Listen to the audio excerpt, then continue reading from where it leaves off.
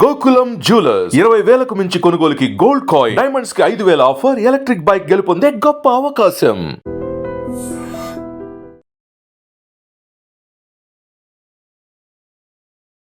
నమస్కారం, welcome to I dream. ధర్మ మార్గం విత్ విజిత కార్యక్రమానికి స్వాగతం.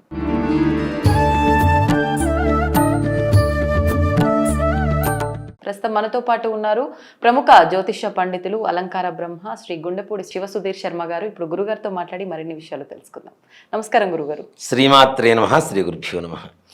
గురుగారు, మొన్న జరిగిన పహల్గాం ఘటన తర్వాత ఇప్పుడు భారత్ దాడికి సిద్ధపడింది.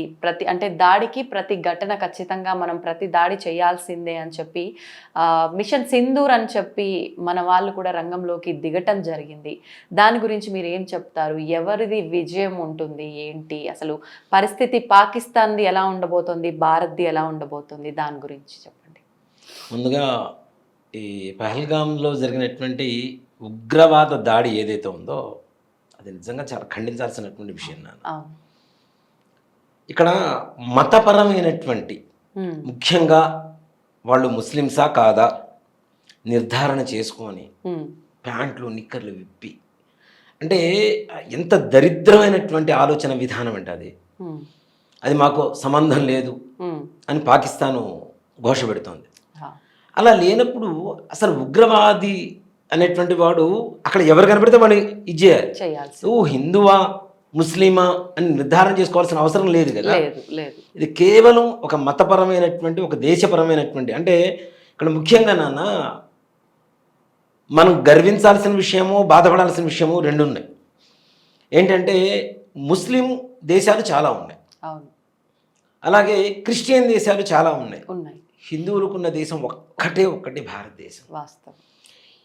అసలు భారతదేశంలో ఏమీ లేదు, మన భారత చరిత్ర ఒట్టి ట్రాషు, ఏం లేదు, మంత్రాలు లేవు, పూజలు లేవు, విధానాలు లేవు, సంప్రదాయం లేదు, సనాతన ధర్మం లేదు అనేటువంటి వాదించే ప్రతి కుక్క మరి హిందూ దేశం మీద ఎందుకు దాడి చేస్తుంది? అదే కదా. హిందువుల్ని ఎందుకు టార్గెట్ చేసుకొని చేస్తుంది? టార్గెట్ అంటే ఏంటి? గొప్ప స్థాయిలో ఉన్నదాన్ని మనం టార్గెట్ చేస్తాం. అవును, ఎవరైనా మనకన్నా ఎక్కువలో ఉన్న వాళ్ళనే మనం చూస్తాం. అవునా? వాళ్ళని టార్గెట్ చేసి వాళ్ళని ఏదో క్రిస్టి చేయాలని మనం ప్రయత్నం చేస్తూ ఉంటాం. అవునండి. మరి ఎంత గొప్పది అని చెప్పుకోవడానికి సగర్వంగా ఈ ఒక్క విషయంలో చెప్పుకోవచ్చు. మన భారతదేశం, మన సనాతన ధర్మం, మన హిందూ ధర్మం ఎంతో గొప్పది అని చెప్పుకోవడానికి ఇది ఒక్కటి చాలు. అవునండి.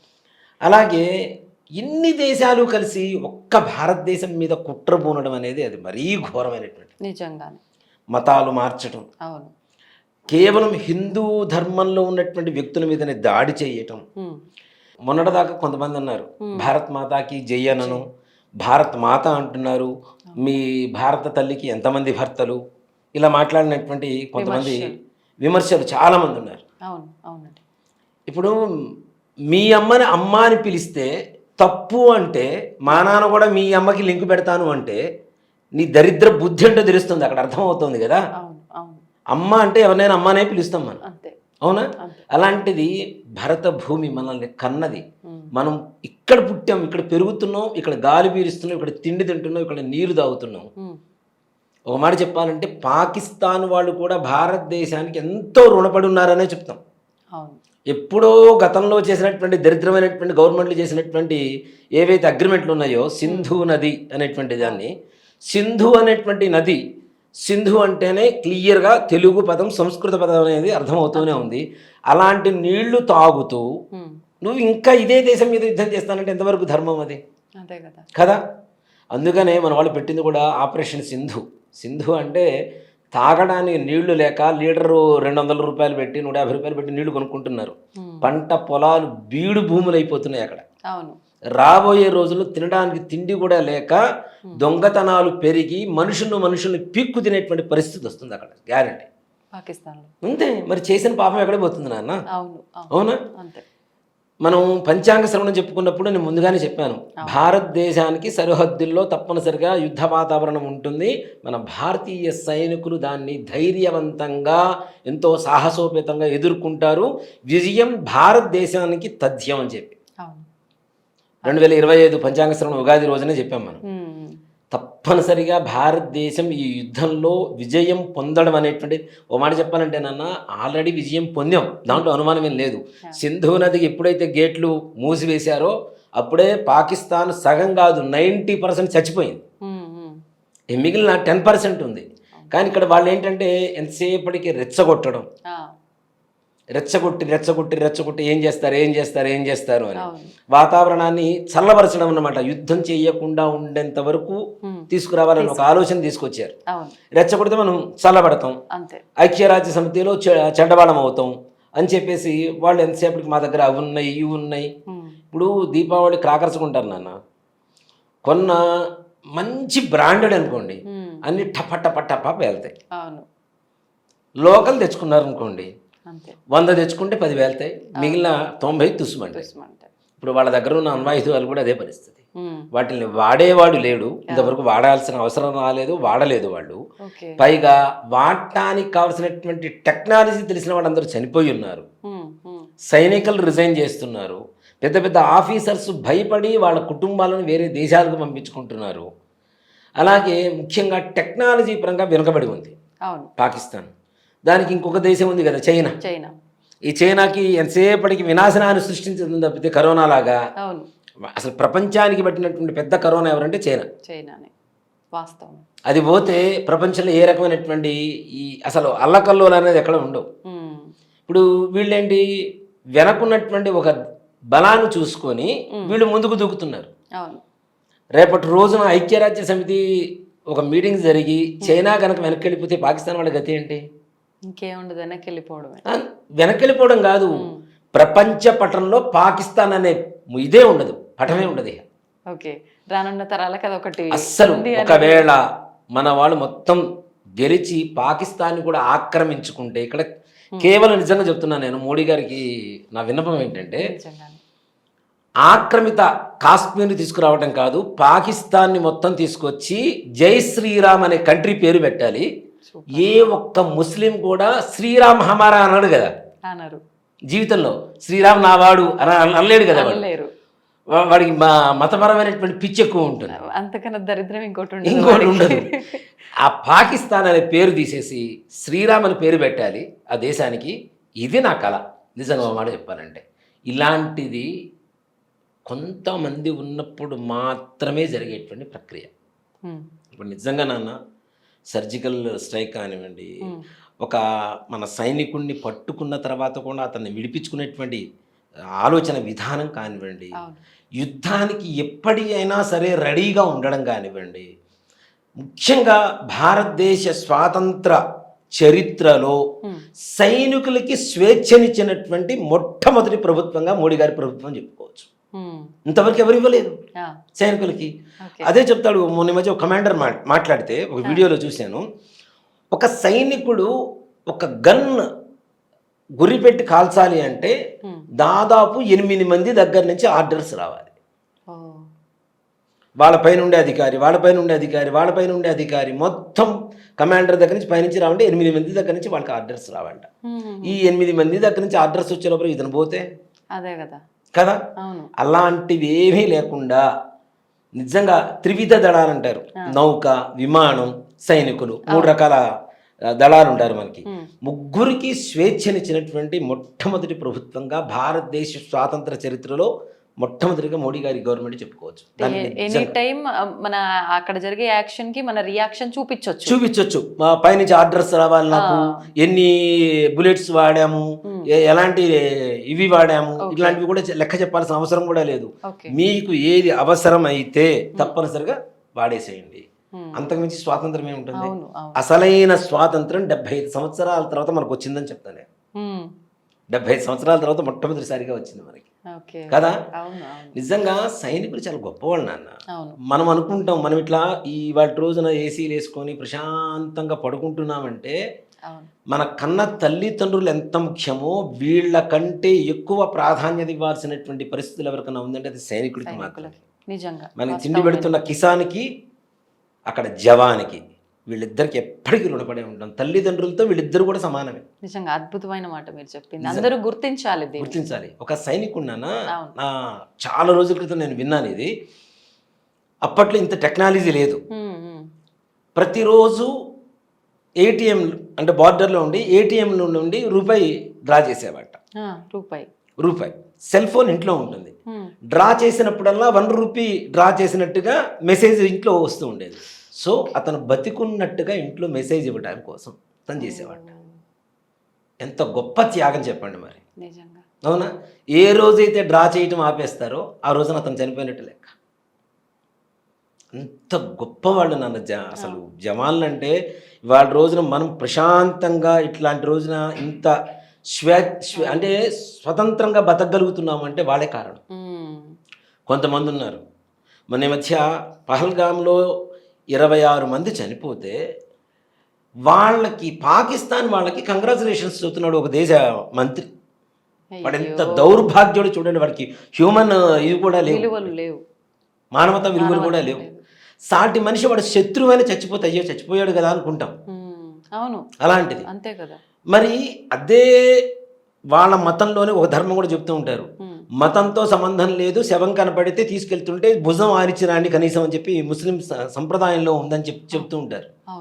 అలాంటిది సాటి మనుషుల్ని ఇంత నిర్దాక్షిణ్యంగా విచక్షణ జ్ఞానం లేకుండా చంపితే వాడు కంగ్రాచులేషన్స్ చెబుతున్నాడు పాకిస్తాన్ దేశానికి, ఉగ్రవాదులకి. ఇప్పుడు చేసినటువంటి ఆపరేషన్ సింధు ఏదైతే ఉందో, సింధు నది ఎంత దూరం పారుతూ ఉంటుందో అంత దూరంలో ఉండేటువంటి ప్రతి ఒక్క ఉగ్రవాది సర్వనాశనం అవ్వడం అనేది మాత్రం ఖచ్చితమైనటువంటి మాట నాన్న. అందులో ఈ సంవత్సరం మన భారతదేశానికి యుద్ధం అనేటువంటిది తథ్యం, దాంట్లో అనుమానమేం లేదు. ఎంతో కొంత మనం కూడా నష్టపోవాల్సిన పరిస్థితులే, కానీ విజయం మాత్రం 100% ఉంటుంది. గ్రహస్థితులు కూడా అనుకూలంగా భారతదేశానికి ఉన్నాయి. మనం షష్టగ్రహ కూటమి అలాగే ఇప్పుడు గురుడు మారుతున్నాడు, మన శని మారాడు, రాహు మారుతున్నాడు, కేతువు మారుతున్నాడు, కుజుడు మారుతున్నాడు. ఈ గ్రహాల స్థితి ఏదైతే ఉందో మన భారతదేశానికి కొంత నష్టంతో తప్పనిసరిగా అత్యంత విలువలతో కూడుకున్న విజయాన్ని చేకూర్చుతుందని చెప్పడంలో ఏమాత్రం కూడా సందేహం లేదు. కొంత నష్టం మాత్రం కొంత అది ఉంటుంది. యుద్ధం జరిగినప్పుడు పాండవులకి కౌరవులకి యుద్ధం జరిగింది, కౌరవసేన పోయింది, పాండవ సేనలో కూడా కొంతమంది నష్టం జరుగుతుంది కదా. నష్టం జరగకుండా ఏది జరగదు మనకి, తప్పనిసరిగా కష్టపడకుండా ఏది ఉండదు. కాకపోతే ఏంటంటే మన భారతీయులు కాబట్టి ఇప్పుడు వాళ్ళ దేశం వాళ్ళు పోతున్నప్పుడు వాళ్ళకి బాధ వేస్తుంది, కానీ ఇది ధర్మయుద్ధం, అధర్మ యుద్ధం కాదు. మనం పులి బోన్లో ఉంది కదా అని చెప్పి మనం ఆడుకుందామని చెప్పి చూశారు వాళ్ళు. ఒక్కసారి పులికి గేటు తీశారంటే, పంజాబ్ విసిరిందంటే ఏమవుతుంది, మొత్తం పాకిస్తాన్ మొత్తం పరారైపోతుంది. ఇక్కడ ప్రతి దేశంలో కూడాను ఈ పాకిస్తానీయులు ఉగ్రవాద చర్యలకి పాడుపడటానికి మొత్తానికి సంసిద్ధం చేసుకున్నారు నాన్న. నీకు నిజంగా చెప్పాలి అంటే ఇప్పుడు భారతదేశ యుద్ధం ఏదైతే ఉందో ఈ సింధు ఆపరేషన్ అనేటువంటిది, వీటిల్లో ముఖ్యంగా ఆంధ్రప్రదేశ్, తెలంగాణ చాలా జాగ్రత్తగా ఉండాలి. ఆల్రెడీ మనకు దాడులు జరగబోతున్న ప్రదేశాలను కొన్ని గుర్తించి మరో అనౌన్స్ చేశారు. వాటిలో ముఖ్యంగా తిరుపతి అని, మన హైదరాబాద్ అని, ముఖ్యంగా హైదరాబాద్ అనవసరంగా అంటే ఎటువంటి తప్పు లేని ఎంతో మంది బలవుతారు వీటి వల్ల. అమాయకులు అసలు సంబంధం లేనటువంటి అమాయకుల్ని తీసుకొచ్చి అంతకుముందు ఒకటేసారి 3 చోట్ల బాంబు దాడులు జరిగింది. ఇవన్నీ కూడా ఏంటి అన్న, ఉగ్రవాద చర్యలు కాదా? మరి పాకిస్తాన్ వాళ్ళు మనం చూసాం, పాకిస్తానీయులు ఇక్కడ ఉండడానికి లేదు, వెళ్ళాలి అంటే ఎంతమంది పరుగులు తీశారు. అసలు వీసాలు లేకుండా దొంగ వీసాలతో వచ్చిన వాళ్ళు. మనం మాత్రం వేరే దేశం వెళ్ళాలి అంటే వీసాలు పటిష్టంగా చేసుకొని పంపిస్తారు. మన భారతదేశంలోకి మాత్రం అనేక రకాలుగా దొంగ దారులు ఉన్నాయి కదా, ఈ సముద్రం అని అనేక రకాలుగా. ఎక్కడైతే బార్డర్స్ నుంచి లోపలికి రావడానికి అవకాశం ఉంటుందో అక్కడ బ్రతకలేక కాదు, ఇక్కడున్న వాళ్ళని నాశనం చేయడానికి వచ్చినటువంటి ఒక ఉగ్రదాడి మూక. ఇలా ముందు ముఖ్యంగా నేను చెప్తున్నాను, భారతదేశంలో ఉన్న పాకిస్తానీయులందరినీ పంపించాల్సింది గట్టిగా, అది మాత్రం జల్లెడ వేసి మరీ పంపించాలి.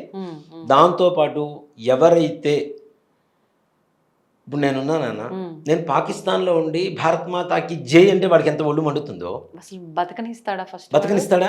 అలాంటిది మన భారతదేశంలో ఉండి పాకిస్తాన్కి జై అంటే మనం ఎందుకు బతకనివ్వాలి నాన్న? మనం ఎందుకు చంపొద్దు? అసలు ఇక్కడ ఎందుకు ఉండనివ్వాలి వాళ్ళని? మనం ఆహారం ఎందుకు ఇవ్వాలి? మన నీళ్ళు ఎందుకు తాగనివ్వాలి? మన గాలి ఎందుకు పీల్చనివ్వాలి? అవునా? అంటే మనలో మనకు యూనిటీ లేదేమో అనిపిస్తోంది, లేక వాళ్ళు దాంట్లో చొచ్చుకుపోతున్నారు. అవును అవును. ఇప్పుడు మన హిందువుల్లోనే మనం కొట్టుకొని చేస్తాం, బ్రాహ్మణుల్లోనే అనేక రకాలు ఉన్నాయి. అసలు ప్రపంచంలో ఆది శంకరాచార్య స్వామి వారు కూడా చెప్పారు, ఉమ్, బ్రాహ్మణానాం అనేకత్వం గజరాజో మందబుద్ధిశ్చ సర్పానామతి నిద్రహ త్రిభిః లోకోపకారక అని. ఉమ్, బ్రాహ్మణులు ఎక్కడ కలిసి ఉండరట. ఆ, బ్రాహ్మణ కలిసి ఉంటే లోకం ప్రపంచం నాశనం అవుతుందట. ఒకడు ఆలోచిస్తేనే 100 మందిని నాశనం చేయగలిగిన తెలివితేటలు ఉన్నవాడు 100 మంది కలిస్తే నాశనం. బ్రాహ్మణానం అనేకత్వం, ఏకత్వం ఉండదు వాళ్ళలో. ఉమ్, గజరాజో మందబుద్ధిశ్చ, ఉమ్, ఏనుగు ఎప్పుడు పడుకునే ఉంటుంది మందబుద్ధితో. lazy. అదే హుషారుగా ఉంటే ఉమ్, కోటలు, ఇళ్ళు, గుమ్మాలు మొత్తం అన్నీ. కూల్చిపడేస్తుంటాయి. అవును, అవునా? ధ్వంసమే. అది కూడా లోకానికి ఉపకారమేట. ఆ, సర్పానాం అతి నిద్రహ, పాము 23 గంటలు నిద్రపోయి 1 గంట ఆహారానికి వెళ్తుంది. ఆ గంటలోనే ఎవరైనా కనపడితే, ఎవరైనా గదిలిస్తే వాడిని కాటేసి చంపేస్తుంటుంది. పాము 23 గంటలు నిద్రపోవటం, ఉమ్, ఏనుగు మందబుద్ధితో ఉండడం, బ్రాహ్మణులందరూ కూడా కొట్టుకుంటూ ఉండడం, ఇవన్నీ కూడా త్రిభి, ఈ 3 లోకానికి ఉపకారం అని చెబుతాడు ఆది శంకరాచార్య స్వామి వారు. Okay, okay. ఇప్పుడు అట్లానే ఉంటుంది. అదే ఉంది, అలా ఒకటి ఉండాలి కూడా. పైకి ఎక్కుతున్నాడంటే 100 మంది కిందకి రావడానికి ప్రయత్నిస్తుంటారు. అవును, అవును. కొన్ని కమ్యూనిటీల్లో ముఖ్యంగా నాన్న చెప్తున్నా, ఉమ్, ఉమ్, అతి దరిద్రం ఎక్కడ ఉందంటే మా బ్రాహ్మణులోనే. నేను బ్రాహ్మణుని కాదని చెప్పను. ఉమ్, పక్కవాడు బాగుంటే మనం బాగుంటాం. ఇప్పుడు మనము బాగుండక పక్కవాడు బాగుండక, అవును. నా దగ్గర ₹1,00,000 అవసరం వచ్చింది, నా దగ్గర లేవు, నా పక్కన కోటీశ్వరుడు ఉన్నాడు, వాడిని పోయి కాస్త రిక్వెస్ట్ చేస్తే ₹1,00,000 ఇస్తాడు. ఉమ్, నాకు ₹1,00,000 లేవు కానీ పక్కవాడి కోట్లు ఎందుకు ఉండాలి, వాడు కూడా నాశనం అయిపోయి నా స్థాయికి రావాలి. ఈ ఇక్కడ ఆలోచన వచ్చింది ఎక్కువగా సమస్య. అవును, ముఖ్యంగా అవును. అది ప్రతి వృత్తిలో, ముఖ్యంగా మా పురోహితుల్లో మరీ ఘోరంగా ఉంటుంది. ఆ, మహా దరిద్రమైనటువంటి లక్షణాలు ఉండేటువంటి వాళ్ళు ఉంటారు. ఉమ్, ఉమ్. ముందుకు వెళ్తున్నాడు అంటే ఇంకాస్త ప్రోత్సహిస్తే ఇంకాస్త బాగుంటుంది. కొంతమంది ఇట్లా, కొన్ని ఇట్లా. ఆ, కొన్ని కమ్యూనిటీలు ఉన్నాయి నాన్న, నాకు బాగా నచ్చుతాయి. ఓకే. ఏమీ లేని వాడిని తీసుకొచ్చి వాడిని మంచి డెవలప్ చేస్తారు. అలా మార్వాడీస్ మార్వాడీస్. కూడా, అవును. మార్వాడీస్ కూడా ఉమ్, ఒక పిల్లవాడు పుట్టిన తర్వాత 15 ఏళ్ళు 20 ఏళ్ళు రాగానే వాడికి అందరు కలిసి తల 1,00,000, 1,50,000, 2,00,000, 5,00,000 వాళ్ళకు ఉండేటువంటి స్థాయిని బట్టి ఆ పిల్లవాడికి ఇస్తారు. ఒక 50 లక్షలు, ₹1,00,000 చేస్తారు. వాడితో బిజినెస్ పెట్టిస్తారు. హోల్సేల్ బిజినెస్ పెట్టించి ఈ రిటైలర్స్ అందరూ, మార్వాడీస్ అందరూ మళ్ళీ వాడి దగ్గరే ఉంటారు. ఉమ్, హోల్సేల్ షాప్ ఎవరైతే దగ్గరైతే పెట్టించారో వాడి దగ్గరే కొంటుంటారు, వాడిని డెవలప్ చేస్తూ ఉంటారు. అలాంటి లక్షణాలు ఉండాలి కానీ అవును. నిజంగా మనలో లేవు. అందుకే ఎక్కడ చూసినా మార్వాడి వాళ్ళు అని అంటే పూటకు గడవని స్థితిలో ఉన్న వాళ్ళు ఎక్కడ ఎవ్వరు కనిపించరు. ఉండరు నాన్న. వ్యాపారవేత్తలే నాన్న ఉన్నారు. ముష్టి వాళ్ళలో మార్వాడిని మనం చూడలేం, లేదు. అనుమానమే లేదు. వాళ్ళ కష్టాన్ని నమ్ముకొని ఉంటారు. అవును. అలాగే సఖ్యత ఎక్కువ. కుటుంబంలో అందరూ పనిచేస్తారు. ఉమ్, మనలాగా ఒకళ్ళు పనిచేస్తే 10 మంది తినేటువంటి ధర్మం ఉండదు వాళ్ళ ఇంట్లో. ఇంట్లో ఆడవాళ్ళు ఉంటే వాళ్ళకి చిన్న కిరాణా స్టోర్ పెట్టుకుంటే ఇంట్లో మొత్తం ఆ సరుకు మొత్తం ఇంట్లో పడేస్తే కేజీల చొప్పున మొత్తం తూకం వేసి చక్కగా పార్సిల్ చేసి సీల్ చేసి పెట్టేసి పక్కన పెట్టేస్తారు, ప్యాక్ చేసి. ఉమ్, ఇంట్లో ఆడవాళ్ళు కూడా ఖాళీగా ఉండరు, ఉండరు. పిల్లలు కూడా ఖాళీగా ఉంటారు. ఉమ్, మరి అందుకని వాళ్ళు ఆ స్థాయిలో ఉంటున్నారు. అలాంటి ఐకమత్యం లేక ఇతర మతాల వాళ్ళు, ఇతర దేశస్థులు మనలోకి చొచ్చుకు వచ్చి మనల్ని నిజంగా ఇప్పటికీ బ్రిటిష్ పరిపాలన ఉందనే చెప్పుకోవాలి. కొన్ని చోట్ల అవును. విభజించు పరిపాలించు, విభజించు పరిపాలించు, అదే జరుగుతుంది. అవును. మతాల మధ్య, కులాల మధ్య చిచ్చులు పెట్టి ఉమ్, ఉమ్, దీన్ని వాళ్ళు క్యాష్ చేసుకుంటున్నారు, అవును. వాళ్ళలోకి మార్చేసుకుంటున్నారు. నేను పార్టీలకు అతీతం నాన్న, నాకు పార్టీతో సంబంధం లేదు. అది కాంగ్రెసా, లేదంటే బీజేపీనా, తెలుగుదేశమా, వైఎస్ఆర్సీపీనా, వీటితో నాకు సంబంధం లేదు, పార్టీలతో సంబంధం లేదు. మనది సింధు నది దగ్గర నుంచి హిందూ పర్వతాలు ఏవైతే ఉన్నాయో ఈ మధ్యలో ఉండే వాళ్ళందరినీ కూడా హిందువులు అని చెప్తూ ఉంటాం కదా. మనది భారతదేశం హిందూ దేశం కాబట్టి మన దేశాన్ని మనం కాపాడుకోవటానికి హిందూ మతానికి, హిందూ ధర్మాన్ని సపోర్ట్ చేసేటువంటి నాయకుల్ని ఎంచుకొని మన భారతదేశాన్ని, అసలు భారత అంటేనే చాలా గొప్ప పదం నాన్న. ఉమ్, భా అంటే జ్ఞానము అని అర్థం, రతి అంటే వెలుగుతున్నా అని. ఉమ్, వెలుగుతున్నటువంటి జ్ఞానం కాబట్టి మన దేశానికి భారతదేశం అని పేరు. అంత గొప్ప దేశానికి ఉండేటువంటి, అంటే మన దేశంలో ఉన్నటువంటి జ్ఞానం ఎక్కడ లేదు నాన్న, అవును. ప్రపంచంలో ఎక్కడా లేదు. అబ్దుల్ కలాం గారిని తీసుకోండి, ఆయన ముస్లిం పేరుకి, అవును. కానీ ఆయన చేసిన ప్రతి ప్రయోగం ఏవైతే ఉన్నాయో అన్నీ అధర్వణ వేదంలో ఉన్నటువంటి మంత్రాలను డీకోడ్ చేసి ప్రయోగాలు చేశారు ఆయన. ఉమ్, ఉమ్, ఉమ్. ఆయన పెట్టిన పేర్లు చూడండి, పృథ్వీ, ఆకాశు, జల్, అగ్ని, పంచభూతాలు. పృథ్వీ, ఇట్లా అన్ని పంచభూతాల పేర్లే పెట్టారు ఆయన. అవును. ఆయన మరి ఇంత సైన్స్ అని చెప్తున్నాం, ఇవన్నీ ట్రాష్ అని చెప్తున్నాం శాస్త్రాలు. శ్రీహరికోటలో తప్పనిసరిగా ముహూర్తం చూసే రాకెట్ని ప్రయోగిస్తారు. ఇప్పటికీ అక్కడ అమ్మవారి టెంపుల్ ఉంటుంది. ప్రయోగం చెయ్యాలి అంటే అమ్మవారికి సార, చీర, రవిక పసుపు కుంక గాజులు ఇచ్చిన తర్వాతనే రాకెట్ని ప్రయోగం చేస్తారు ఇప్పటికి. అంటే ఎంత నమ్ముతున్నారో చూడండి. మరి వాళ్ళు సైంటిస్టులు కాదా? అవును. నీకున్న సైన్స్ కంటే గొప్ప సైన్స్ కాదా అది? మరి సైన్స్ కి ధర్మానికి ఎప్పుడు పడుతూనే ఉంటుంది, వారైనా కూడా వాళ్ళు నమ్ముతున్నారు ఇప్పటికీ. అక్కడ అమ్మవారి గుడి ఉంటుంది నాన్న, అమ్మవారి గుడిలో తప్పనిసరిగా సారి ఇచ్చిన తర్వాత రాకెట్ని ప్రయోగిస్తారు వాళ్ళు, ముహూర్తం పెడతారు. అధర్వణ వేదం 4 మొత్తం 4 వాల్యూమ్స్ ఉంటాయి, 4 పుస్తకాలు మన ఈయన దగ్గర ఉండేవి, అబ్దుల్ కలాం గారి దగ్గర. ఆయన దగ్గర పనిచేసిన పిఏ ఒక ఆయన ఉండేవారు నా దగ్గర, తెలిసిన ఆయన. ఆయన చెప్పేవారు మొత్తం, ఆయన బ్రాహ్మణ్ అనమాట. అంటే ఆయన భాషలో ఇంగ్లీష్లో చెప్పేవాడు. ఈయన నాతో చెప్పింది ఏంటంటే, ఏమయ్యా అధర్వణ వేదం 3rd వాల్యూమ్ కావాలయ్యా అని చెప్పి అడిగేవారట. ఆయన చూడండి, స్కూళ్లతో పాటు వేద పాఠశాలలు ఎక్కువగా తిరిగారు కలాం గారు. వేద పాఠశాలలు ఎక్కువగా తిరిగారు ఆయన. సాంస్క్రిట్ని డీకోడ్ చేయడానికి దాంట్లో ఇప్పుడు భారత యుద్ధం, రామాయణ యుద్ధం ఇవన్నీ కూడా ఏంటి నాన్న, ఇప్పుడు మనం సినిమాల్లో చూపిస్తుంటే ఫూలిష్గా అనుకుంటాం, బాణాలు నింగనే నిప్పులు వస్తున్నాయి, వర్షం వస్తుంది. మరి అవన్నీ క్షిపణులే, అవన్నీ మంత్రంతో కూడుకున్నటువంటి క్షిపణులే అవన్నీ కూడాను. వాళ్ళు ప్రయోగించినవన్నీ కూడా అణ్వాయుధాలే, అణ్వాస్త్రాలే అవన్నీ కూడాను. అవే అధర్వణ వేదంలో చెప్పబడింది. ఆ అధర్వణ వేదాన్ని మూలంగా తీసుకొని నీ రాకెట్లు తయారు చేసినటువంటి అబ్దుల్ కలాం గారు కావచ్చు, ఇంకోహళ్ళు కావచ్చు, ఇవన్నీ కూడా సైన్స్ అని చెప్పి మనం ఏదో గొప్పగా వెళ్ళిపోతున్నాం. కానీ సైన్స్కు మూలమే వేదం. వేదం లేకపోతే దెర్ ఇస్ నో సైన్స్, వాస్తవం, అనుమానమే లేదు. ఇట్లాంటివి ఎన్నో వేల సంవత్సరాల క్రితమే కనుక్కొని భారతంలో రామాయణంలో యుద్ధం చేసినప్పుడు ఇలాంటి అణ్వాయుధాలు ప్రయోగించినప్పుడు ఇప్పుడు కూడా మనం వింటూ ఉంటాం నాన్న. భారత యుద్ధం, రామాయణ యుద్ధం జరిగిన స్థలాల్లో పంటలు పండడం లేదని చెప్తారు. ఎందుకు పండడం లేదు అంటే అణ్వాయుధాల ప్రయోగం, అక్కడ ప్రభావం ఏదైతే ఉందో దానివల్ల. మరి అలాంటివి అప్పట్లో లేకపోతే ఇప్పుడు ఎట్లా కనుక్కున్నాం మనం కదా? వేదం అనేది అంత గొప్పది, అంత జ్ఞానం కలిగినటువంటి మన దేశాన్ని మనం కాపాడుకోవాలంటే హిందువులందరూ కూడా ఐకమత్యంగా ఉండాలి తప్పనిసరిగా. మతం తీసేసేయండి, కులం తీసేసేయండి, మనకు దేంతో సంబంధం లేదు. భారతదేశంలో పుట్టిన ప్రతి ఒక్కడు ఏ మతంలో పుట్టినా వాడు హిందువే. అంటే ఏదైనా సమస్య జరిగినప్పుడు, ఘటన జరిగినప్పుడు అయ్యో ఇంతమంది ప్రాణాలు కోల్పోయారే అని చెప్పి ఇంట్లో ఉండి అనుకోవటం కన్నా అందరూ ఒక త్రాటిపైకి వచ్చి మేము ఉన్నాం అనే ఒక భరోసాని ఇస్తే నిజంగా మన కోసం పోరాడే సైనికులకి అది ఇంకొక ధైర్యంగా. అంతే కదా నాన్న. బ్రహ్మం గారి కాలజ్ఞానంలో కూడా కొన్ని పదాలు ఉంటాయి నాన్న, నాకు బాగా నచ్చుతాయి ఆయనది కూడా. దాంట్లో ఆయన చెప్పింది ఏంటంటే, రామ రామ అననుడి వాడు కూలిపోవును గాక అని చెప్పి చెప్తాడు ఆయన.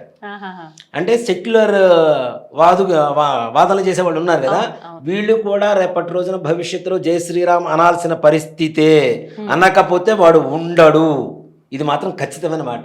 ఇది బ్రహ్మగారి కాలజ్ఞానంలో కూడా రాశాడు ఆయన. ఇంకెవడైనా మొండిగా నేను అనను అన్నాడంటే వాడి ప్రాణాలు గాల్లో. అంతే. రామ అనేటువంటి పదం ఎందుకు, ఇప్పుడు శివుడు ఉన్నాడు, అమ్మవారు ఉంది, అనేక రకాలు ఉన్నాయి. కానీ రాముణ్ణే మనం అంటే ఆయనకి ధర్మానికి రూపంగా ఆయన చూస్తూ ఉంటాం. రామో విగ్రహం ధర్మ అని చెప్పి చూస్తూ ఉంటాం కదా. విగ్రహం రాముడు అంటే ధర్మం ఎలా ఉంటుందంటే రాముడులానే ఉంటుంది. ఆయన చూపిస్తే ధర్మం చూపించినట్టే, ధర్మం చూపిస్తే రాముడు చూపించినట్టే. కాబట్టి రామ అనేటువంటి పదం పుణ్యం కోసం కాదు, చివరికి కనీసం బ్రతుకు తెరువు కోసమైనా అనకపోతే చచ్చిపోతాడని చెబుతుంది కాలజ్ఞానం. కాబట్టి ఏ సెక్యులర్ వాదులైనా సరే మన మతంలో పుట్టి మన దేవుళ్ళని ఎక్కిరించేటువంటి వాళ్ళు ఉన్నారు చూసారా, వాళ్ళకు కూడా ఇదే గతి పట్టబోతుంది తొందరలో. ప్రపంచంలో ఉగ్రవాదులు ఎక్కడో లేరు, మన దేశంలో మనతో పాటే మన పక్కవాడిని ధర్మంలో ఉన్నవాడిని కూడా చెడగొడుతూ వేరే ధర్మంలోకి లాగాలని. ఇప్పుడు నాస్తికులు ఉంటారు నాన్న, నాస్తిక సంఘం పెడతారు. ఈ వెధవ సంఘం ఎలా ఉంటుందంటే అనకూడదు కానీ, నాస్తిక సంఘం పెడుతున్నారా, విడిపోకుండా దేవుడు కొబ్బరికాయ కొట్టండి రా అన్నట్టు ఉంటుంది వీళ్ళ సంఘం.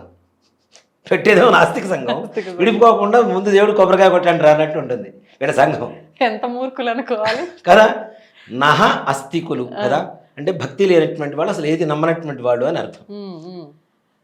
దేవుడు లేడు అన్న దాంట్లోనే దేవుడు అనేటువంటి పదం ఉంది కదా, ఇంకేం కావాలి నీకు? నువ్వు దేవుడు లేడు అన్న దాంట్లోనే దేవుడు అనే పదాన్ని పలుకుతున్నావు, ఇంకేం పలకాలి నువ్వు కదా.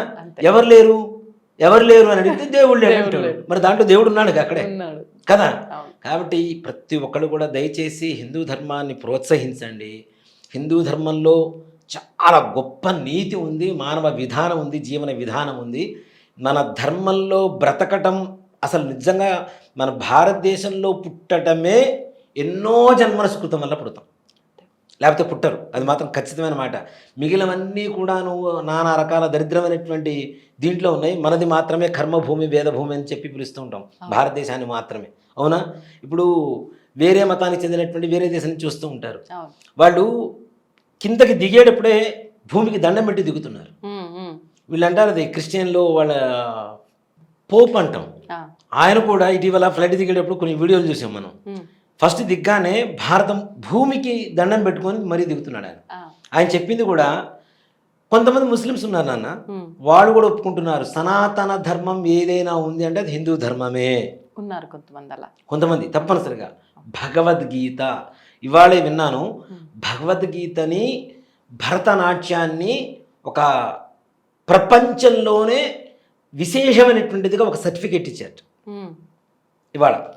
ఎర్సోనాను దాని ఏదో సంస్థ ఉంది, వాళ్ళు పురాతనమైనది సనాతనమైనటువంటి ధర్మం అని చెప్పేసి ఇవాళ ఒక సర్టిఫికేట్ ఇచ్చారు. నిజంగా మోడీ గారు కూడా దానికి చాలా సంతృప్తి వెల్లడించారు ఆయన. మరి ప్రపంచమే ఒప్పుకుంటున్నటువంటి మన సంస్కృతిని మన ధర్మాన్ని మన దేశంలో ఉన్న వాళ్ళు మాత్రం ఒప్పుకోరు. ఇదే దరిద్రం. ఈ పక్కింటి పులకూరు రుచి అని వీళ్ళకి వేరే మతాలు వేరే ఇవి మాత్రం బాగా ఇష్టపడుతూ ఉంటారు, మన దేశంలో ఉన్నటువంటి సంస్కృతిని మాత్రం ఇష్టపడలేదు. దయచేసి ఇలాంటివన్నీ తీసి పక్కన పెడితే ఇలాంటి యుద్ధ వాతావరణం వచ్చినప్పుడు అందరం ఏకం అవ్వాలి, ఒకే తాటి మీద నిలబడాలి, యుద్ధానికి అందరూ సంసిద్ధులు అవ్వాలి. తగిన జాగ్రత్తలు ఎక్కడైనా సరే అనుమానాస్పద స్థితులు ఎవరైనా కనబడితే తప్పనిసరిగా మనం కంప్లైంట్ ఇవ్వడం కానీ చేయవలసినటువంటి పరిస్థితులు. ప్రతి ఒక్కరు మనకెందుకు వచ్చిందిలే, ఎవరో సుట్ కేసు అక్కడ పెట్టేసి వెళ్ళిపోతాడు, దాన్ని ఎవరు పట్టించుకోరు. అదేదో శాస్త్రం ఎవరికి పుట్టిన బిడ్డరా ఎక్కి ఇచ్చాడు అన్నట్టు ఎవరికి సంబంధం ఉండదు. అంటే అది దాని గురించి మేము ఏమైనా చెప్తే అది ఎక్కడొచ్చి మా పైన పడుతుందో ఇది అనే టైప్ లోనే ఆలోచిస్తారు తప్ప నాన్న రేపు మన ఇంటి వరకు వస్తే ఈ సమస్య అనేది ఎవరు ఆలోచించారు. నిజంగా ఇవాళ రోజున దేశం కోసం జైల్లో పడ్డ గాంధీ గారిని జాతి పిత అని చెప్పి పిలుస్తున్నారు. 10 మందికి మంచి జరుగుతున్న విషయంలో నువ్వు జైలుకి వెళ్ళి కూర్చొని 4 రోజులు జైలు కూడా తినొచ్చినా తప్పులేదని చెప్తా. వాస్తవమే. 10 మందికి మంచి జరుగుతున్నప్పుడు తప్పే ఉంది దాంట్లో ఏంటి? ఇప్పుడు పోలీసులు నువ్వు చెప్పంగానే నువ్వే చూసావు, నువ్వెందుకు పెట్టావు, నువ్వే పెట్టావని చెప్పి అనుమానించరు కదా. దాంట్లో ఉన్నది ఏంటి అనేది వాళ్ళు ఎంక్వైరీ చేసుకుంటారు కదా. అలాంటిది భయాలు మానేసి అందరం ఏకమవుదాం. ఆపరేషన్ సింధు సక్సెస్ఫుల్గా ముందుకు వెళ్తుంది. తప్పనిసరిగా సింధు నది పుష్కరాలు వచ్చే లోపల పాకిస్తాన్ అనేటువంటి ఒక దేశ చిత్రపటం ఏదైతే ఉంటుందో మన ప్రపంచ పటంలో తప్పనిసరిగా దాని పేరు కూడా మారిపోయి 100% అది కూడా మన సొంతం అవడం అనేది జరుగుతుంది. ఇక్కడ పుట్టావు నువ్వు హిందువే, దాంట్లో అనుమానమే లేదు. ఈ ప్రాంతంలో పుట్టినటువంటి వాళ్ళందరూ ఉండేటువంటి వాళ్ళందరూ కూడా హిందువులు అని చెప్పినప్పుడు నువ్వు మరి అదే ప్రాంతంలో నువ్వు ఉంటున్నప్పుడు తప్పనిసరిగా హిందువే. అలా అయితేనే ఉండి ఇక్కడ, లేకపోతే వెళ్ళిపో, నీకు ఇష్టం లేకపోతే వెళ్ళిపో, పాకిస్తాన్ వెళ్ళిపో. మన మధ్య వక్ఫ్ బోర్డు ఇది వచ్చినప్పుడు కూడా ఒక ఆయన నేను ఇది పాటించను, అది మళ్ళీ తెలంగాణ స్టేట్ కోర్టులో కూడా వేశారు నన్ను, మళ్ళీ హైకోర్టులో మేము ఇక్కడ అట్లాంటివి ఏమి పాటించము అది ఇదని. నువ్వెవడు పాటించకపోవడానికి? దేశం మొత్తం కూడా ఆల్రెడీ సంతకాలు చేసేసింది, అయిపోయింది. ప్రతి రాష్ట్రానికి ఒక గవర్నమెంట్ ఉన్నంత మాత్రాన సెంట్రల్ నుంచి వచ్చే డబ్బులు మొత్తం అక్కడి నుంచి రావాల్సిందే. నిజంగా నాన్న పాకిస్తాను 8 లక్షల కిలోమీటర్ల దూరం ఉంటుంది మొత్తం, పాకిస్తాన్ మొత్తం. అక్కడ ఉండేటువంటిది 24 కోట్ల మంది, అవునా? కానీ భారతదేశంలో వక్ఫ్ బోర్డు ఉన్నటువంటి ఆస్తులు 9,26,000 కిలోమీటర్లు ఉన్నాయి. మరి పాకిస్తాన్ ఎక్కడ ఉంది చెప్పండి? అంతే కదా, అక్కడికంటే పెద్ద పాకిస్తాన్ కదా ఇది. అక్కడ ఉంది 8 లక్షల కిలోమీటర్లు, ఇదేమో 9,26,000 కిలోమీటర్లు ఇక్కడ ఉంది వాటి ఆస్తులు. దేనికి సంబంధించిన ఆస్తులు ఉన్నాయి అవి? మరి వాళ్ళకే ఇక్కడి నుంచి వచ్చిన డబ్బులు మొత్తం తీసుకెళ్లి వాళ్ళకే ఇస్తున్నారుగా. వాళ్ళు ఏం చేస్తున్నారు? ఏమైనా పూజలు పుణ్యక్షేత్రాలు ఏమైనా కడుతున్నారా, పూజలు ఏమైనా చేస్తున్నారా, భోజనాలు పెడుతున్నారా, గన్లు కొంటున్నారు, బాంబులు కొంటున్నారు, మనల్ని చంపుతున్నారు. మన డబ్బుతో మనల్ని మనం చంపుకోవటం ఇది. నిజంగా మంచి పని చేసింది వక్ఫ్ బోర్డు అనేటువంటి దీంట్లో కూడా. ఇప్పుడు వాళ్ళు ఏమంటారు అంటే వక్ఫ్ బోర్డు ముస్లిమ్స్కి సంబంధించింది కదా, హిందువులు ఎందుకు ఉండాలి దీంట్లో అనేటువంటిది ఒక దీనికి వచ్చింది. మరి మేము మీ ఎండోమెంట్ దాంట్లో ఉండొచ్చు కదా అంటే, హిందూ దేశంలో హిందూ దేవాలయాలకి ఇంకొకటి పెత్తనం ఏంటి? అదే కదా. నీవు నా దేశంలో ఉంటున్నావు, నా ధర్మానికి సంబంధించింది కాదు కాబట్టి నీ దాంట్లో నా వ్యక్తులు ఉండాలి, నా దాంట్లో నీ వ్యక్తులు ఎందుకు ఉంటారు? నీకు సంబంధం లేదు కదా ఇది. నువ్వు వచ్చి జై శ్రీరామను అన్నారు, మేము వచ్చి అల్లా అంటాం, అనరు. మన వాళ్ళు కూడా ఇంకోటి కూడా చెప్తానన్న, మన వాళ్ళు కూడా ఈ సెక్యులరిజం అని వెళ్తారు, మసీదులకు వెళ్తారు, అవును. అలాగే చర్చీలకు వెళ్తుంటారు. ఇగో దరిద్రం ఏంటంటే మన వాళ్ళు దండం పెడుతుంటారు. ఇలా దండం పెట్టడం మానేశాం. అవునా? ఇవి పంచేంద్రియాలు, జ్ఞానేంద్రియాలు మొత్తం కలిపి నేను నీ ముందు మోకరిస్తున్నాను, నా అహంకారం మొత్తం తీసేసి నేను ముందు మోకరిస్తున్నాను అని చెప్పి నమస్కార ముద్రకి అర్థం. అది తీసేసి ఇప్పుడు కొంతమంది ఉంటారు, ఇదేంటో అర్థం కాదు, ప్యాషన్. ఈ వాళ్ళు అంటారు కదా పితా పుత్ర పవిత్రాత్మ ఆమీన్ అని, అదే దండం మన దేవుడికి పెట్టడం మొదలు పెట్టారు వీళ్ళు. అవును. ఇంకొకళ్ళు వస్తారు, ఉంగరాలు మొత్తం ఎంగిల్ చేస్తాడు, ఇవి జాతి రత్నాలు రా నాయన, ఇవి దేవతలు రా నాయన, గ్రహాలు రా నాయన మనం చూస్తుంటే ఇవి మొత్తం ఎంగిల్ చేస్తాడు, 10 సార్లు ముద్దు పెడతాడు దేవుడు చూస్తూ. అసలు ముద్దు పెట్టే సంస్కృతి ఎక్కడ వచ్చింది మనకి కదా? ఈ దరిద్రం అంతా కూడాను ఎక్కడెక్కడి నుంచి తీసుకొచ్చుకొని, ఈ మొన్న మధ్య పిల్లలు చూశాను, స్కూల్లో ఉండే పిల్లల్ని సమ్మర్ హాలిడేస్ అని చెప్పి తీసుకెళ్ళి ఈ క్రిస్టియన్ మతంలో కూర్చోబెట్టి ప్రార్థనలు చేస్తున్నారు, వాళ్ళ ప్రార్థనలు లేపుతున్నారు, చాక్లెట్లు బిస్కెట్లు ఇచ్చి. నిజం కొంతమంది నాయకులు ఉంటారు నాన్న, ఏ మతమైనా సరే పిలిస్తే వెళ్తారు. మొన్న మధ్య ఒక వీడియో కూడా వచ్చింది, చూసారో లేదో, యోగి ఆదిత్యనాథ్ గారు దర్గాకి పిలిస్తే వెళ్ళారు. ఆయన అక్కడ ఇట్లా అనలా, ఇలానే అన్నాడు అక్కడ కూడా అని టోపీ పెడుతుంటే తీసి పక్కన పెట్టేశారు. మన వాళ్ళు ఓట్ల కోసం టోపీలు పెట్టుకొని ఈ ఇఫ్తార్ విందులు అని, ఆ విందులు అని, ఈ విందులు అని కోట్ల ఖర్చు పెట్టి, ఇప్పుడు వాళ్ళు దీనికి వెళ్తుంటారు నాన్న, యాత్రలకు వెళ్తుంటారు ముస్లిమ్స్, వాళ్ళకి మాత్రం ఇన్సూరెన్స్లు కోట్లు ఫండ్స్ ఇస్తారు. మరి కాశీకి వెళ్ళే వాడికి ఎవరికైనా ఇస్తున్నారా? హిమాలయాస్కి వెళ్ళే వాళ్ళకి ఎవరికైనా ఇస్తున్నారా? మానసరోవర్ వెళ్ళే వాళ్ళకి ఎవరికైనా డబ్బులు ఇస్తున్నారా? ఏమైనా ఇన్సూరెన్స్లు పెడుతున్నారా? ఏమన్నా ₹1 కేటాయిస్తున్నారా? ఎందుకు కేటాయించడం లేదు? మరి కేవలం ఓటు బ్యాంకింగ్ అంతే. ఆ ఓటు బ్యాంకింగ్ ఉంటే చాలు. అక్కడికి పోతాడు, అక్కడికి పోయి కూడా మళ్ళీ శివలింగాన్ని ముట్టుకొని వస్తాడు. వాళ్ళది ఏదో ఉంటుంది కదా, ఏ ఊరది ముస్లిమ్స్ది, మక్కాలో కూడా చక్కగా శివలింగాన్ని ముట్టుకొని వస్తాడు. అక్కడ ఉంటే శివలింగమే, వేరే ఏం లేదు. ముసుగు తీయమనండి, ముసుగు తీస్తే మొత్తం శివలింగమే. దానికి ముసుగేస్తారు, వీళ్ళు ముసుగేసుకుంటారు, అంతే, తేడా ఏం లేదు. వీళ్ళందరికీ తెలుసా అక్కడ ఉన్న శివలింగమే? పక్కా తొందరలో అది కూడా ఉంది, ముహూర్తం తప్పనిసరిగా. తాజ్మహల్, తేజోమహల్, అది శివాలయం. అట్లానే మక్కాలో ఉన్నది కూడా ఈశ్వరుడే, దాంట్లో అనుమానం లేదు. మీకు బయటకు చూపిస్తుంటారు చూడండి, పెద్ద రాయి కనబడుతుంది నున్నగా, దాన్ని ముట్టుకొని వస్తూ ఉంటారు. ఆ ముసుగు తీయమనండి ఒకసారి, లోపల ఏముందో కనపడుతుంది, లోపల ఉండేది శివలింగమే. దాన్ని మక్కా అని పెట్టేసి అక్కడికి పోయిస్తే చాలు. మనం ఇప్పుడు కాశీకి వెళ్ళొస్తే ఎట్లా అనుకుంటాము, వాళ్ళు మక్కా అనుకుంటుంటారు కదా. వాళ్ళ ధర్మాన్ని నేను కాదని చెప్పడంలా, వేరే ధర్మాన్ని ముసుగు వేసి మసిపూసి మారేడుకాయ చేసి మన ధర్మం మా ధర్మం అని చెప్పి అనుకోవడం అనేది మాత్రం తప్పు. అంతే. అంటే వాళ్ళు తెలిసి మాది అనుకొని హిందూ ధర్మాన్ని, హిందూ దేవుళ్ళని ఆరాధిస్తున్నారు. ఎన్ని దేవాలయాలు అంటే ఇప్పుడు ఎన్ని మసీదులు కూలగొడుతుంటే ఎన్ని దేవాలయాలు బయటపెట్టలేదు నాన్న. వారణాసిలో ఏమైంది? అవును. మరి ఇప్పుడు గుజరాత్లో యోగి ఆదిత్యనాథ్ గారు ఎన్ని మసీదులు పగలగొడుతుంటే ఎన్ని గుళ్ళు బయటపడుతున్నాయి.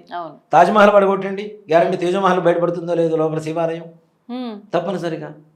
మరి గోవా ఉంది, గోవా ఒకప్పుడు కంప్లీట్ హిందూ సంప్రదాయ దేశం, రాష్ట్రం పూర్తిగా. ఇప్పుడు క్రిస్టియానిటీ మొత్తం ఎక్కడ పోయినా మీకు చర్చిగా కనపడుతుంది. అవునా? ఒకప్పుడు లక్షల మందిని నరికేశారు నాన్న హిందువుల్ని. మంగేష్కర్ దేవాలయం ఉంటుంది అక్కడ, మంగేష్కర్. లతా మంగేష్కర్ పుట్టింది అక్కడే, అందుకనే ఆవిడకి ఆ పేరు లతా మంగేష్కర్ అని పేరు. ఆవిడ పుట్టింది గోవాలో. అక్కడ మంగేష్కర్ అని శివాలయం ఉంటుంది. ఇప్పుడు ఆ శివాలయం ఉన్న రూపురేఖలు కూడా ఎక్కడుందో కూడా ఎవరికి తెలియదు.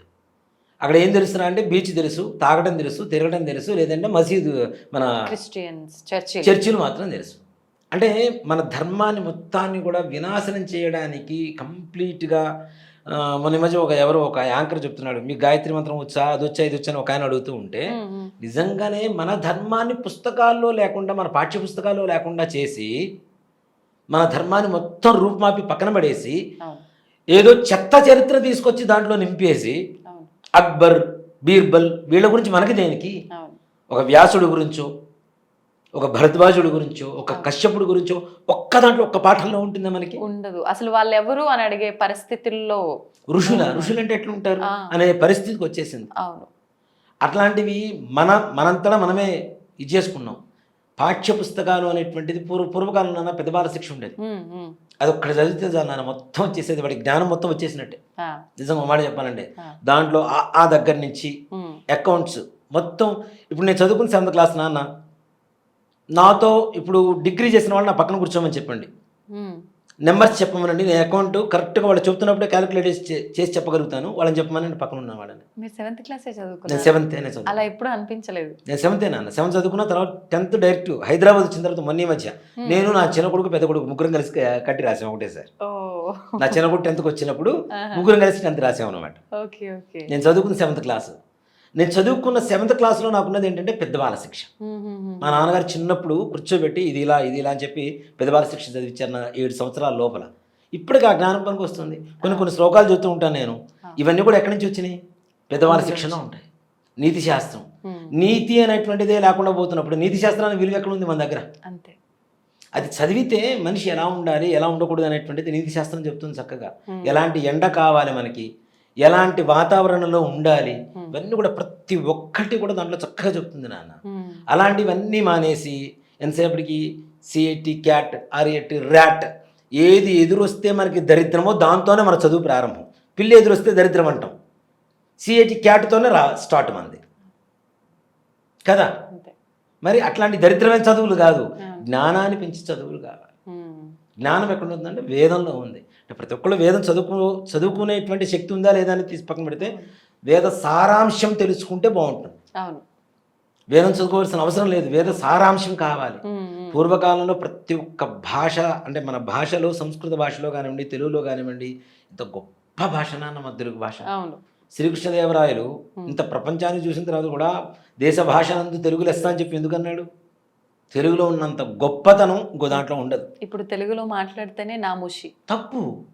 తెలుగులో మాట్లాడితే స్కూల్ టీచర్ కొడుతుంది, క్లాస్ రూమ్ నుంచి బయటికి పంపిస్తుంది. టీచర్ అలానే చేస్తుంది. ఎక్కడైనా మనం తెలుగులో మాట్లాడినా వాల్యూ ఉండదు. ఎంతసేపటికి ఇంగ్లీష్ పదాలు కొత్తగా డొర్లిచ్చుకొని తెచ్చుకొని వాటికి మళ్ళీ షార్ట్ కట్స్ పెట్టుకొని ఆ షార్ట్ కట్లో మాట్లాడకపోతే కూడా వాడికి ఏం తెలియనట్టే లెక్క. వాడు పూర్వంలో డిగ్రీలు మంచిగా చదువుకున్న వాళ్ళు ఉన్నారు, వాళ్ళు ఫ్లూయెంట్ ఇంగ్లీష్ చక్కగా మాట్లాడుతూ ఉంటారు. ఆ ఇంగ్లీష్ మాట్లాడినా కూడా అది కూడా తప్పే, వీడికి ఏం తెలియదు. బ్రదర్, బ్రో, సిస్, మాంస్ ఏంటి? మాంసం అంటే మన తెలుగులో మాంసం, అవునా? మాంసం కొట్టుకొని తింటూ ఉంటారు. దానికి తల్లికి తేడా లేకపోతే ఎట్లా కదా.